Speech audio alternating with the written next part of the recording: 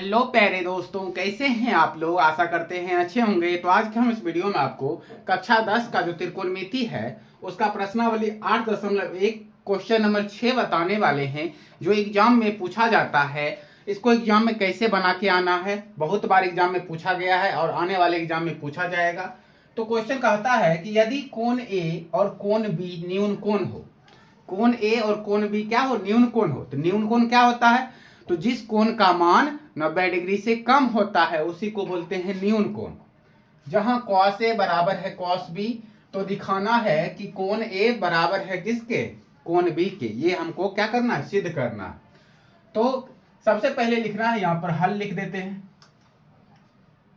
हल सॉल्यूशन। अब समझो कि यहां पर दिया गया है, क्या दिया है, कोण A और कोण B न्यून कोण है। तो लिख देंगे दिया है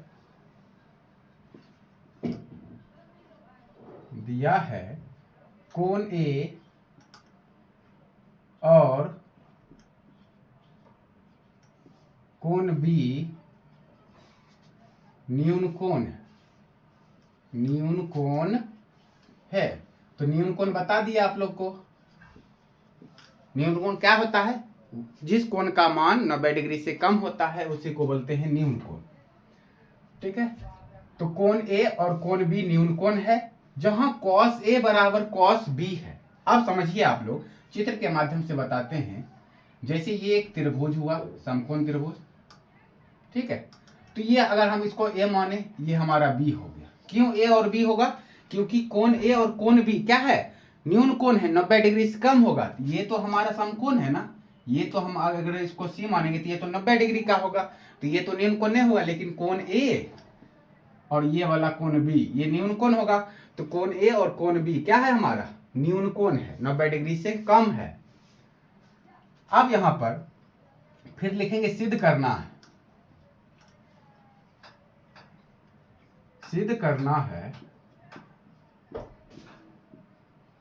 है क्या सिद्ध करना है कि कोण A बराबर कोण B, कोण A बराबर है किसके, कोण B के। ये सिद्ध करना है।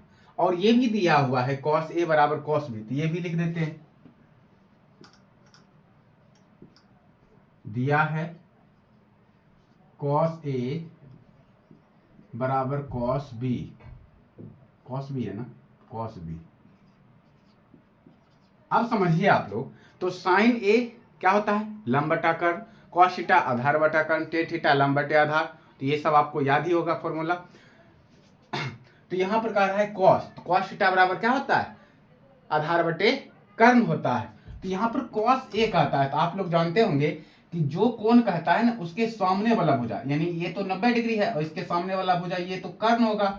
और कर्ण कभी भी क्या होता है, बदलता नहीं है, कर्ण हमेशा समान रहता है।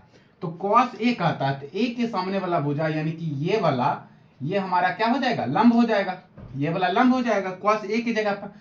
तो cos थीटा बराबर होता है आधार बटे कर्ण, तो ये लंब हो गया, ये हो जाएगा हमारा आधार। जब एक A बोल रहा है तो इसके सामने वाला लंब ये हो गया आधार और ये हो गया हमारा कर्ण। तो cos A बराबर क्या होता है, आधार बटे कर्ण, आधार बटे कर्ण।